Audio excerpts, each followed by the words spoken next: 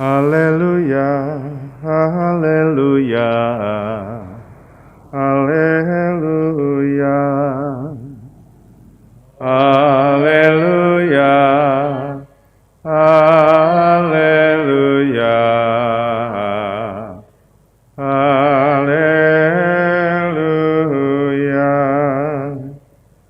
Terpujilah Engkau Kristus, yang diwartakan kepada para bangsa. Terpujilah Engkau Kristus, yang diimani oleh seluruh dunia.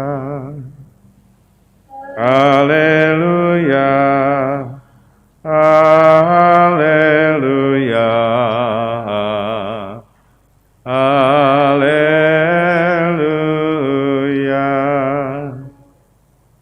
Tuhan sertamu dan sertamu juga. Inilah Injil Yesus Kristus menurut Markus.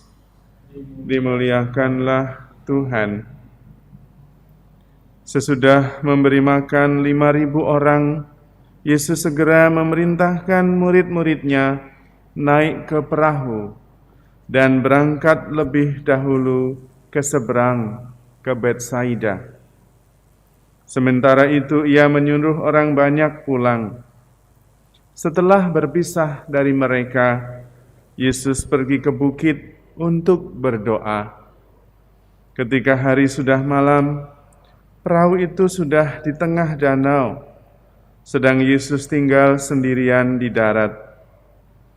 Ketika melihat betapa payahnya para murid mendayung karena angin sakal, maka kira-kira jam 3 malam, Yesus datang kepada mereka berjalan di atas air.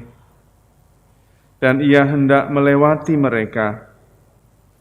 Ketika melihat dia berjalan di atas air, mereka mengira bahwa ia adalah hantu. Lalu mereka berteriak-teriak sebab mereka semua melihatnya dan sangat terkejut. Tetapi segera Yesus berkata kepada mereka, "Tenanglah, aku ini, jangan takut." Lalu Yesus naik ke perahu mendapatkan mereka, dan angin pun redalah. Mereka sangat tercengang dan bingung, sebab sesudah peristiwa roti itu, mereka belum juga mengerti, dan hati mereka tetap degil. Demikianlah Injil Tuhan. Terpujilah Kristus. Saudara-saudari terkasih, kalau ada orang yang menyatakan bahwa dia mengenal Allah, kita pertama-tama harus meragukannya. Karena tidak ada yang bisa mengenal Allah kecuali Yesus. Tetapi, kalau kita melihat orang itu berbuat kasih tanpa mengatakan bahwa dia mengenal Allah, kita bisa melihat Allah berkarya melalui orang itu. Karena Allah adalah kasih. Kalau kita mengasihi, berbuat kasih, Allah tinggal di dalam kita.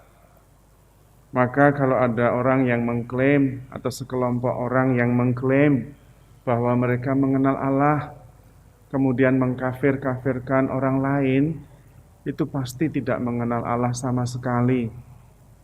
Karena antara mengenal Allah dengan mengasihi tidak bisa terpisah. Sangat jelas. Karena itu kita juga harus mengasihi kalau kita memang mengenal Allah. Memang nanti tinggal 3 hal, iman, harapan, dan kasih. Dan yang terbesar di antaranya adalah kasih. Iman itu hanya kelihatan di dalam kasih. Kalau iman tidak kelihatan dalam kasih yang merupakan perbuatan, pada hakikatnya iman itu mati.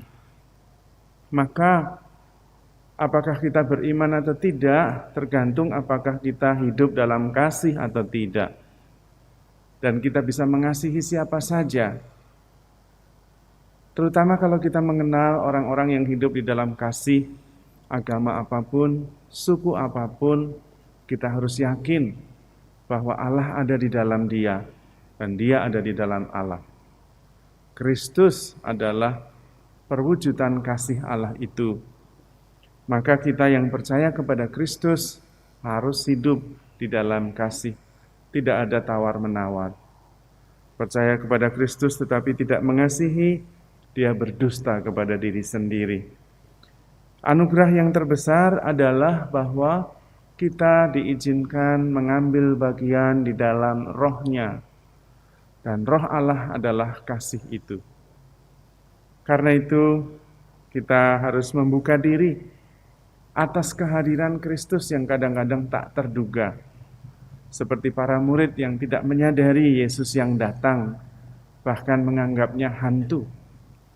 Tetapi apabila kita melihat kasih ada di sana, yakinlah bahwa Kristus juga ada di sana.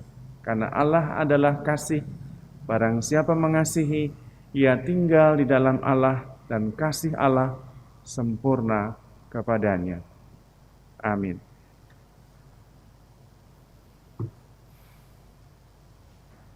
Allah Bapa Maha Kudus, kami bersyukur kepadamu atas rahmat iman yang Kau limpahkan kepada kami. Semoga kami semakin mengimani Putramu Yesus dan hidup di dalam kasih kepada sesama kami, sebab Dialah Tuhan dan pengantara kami. Amin.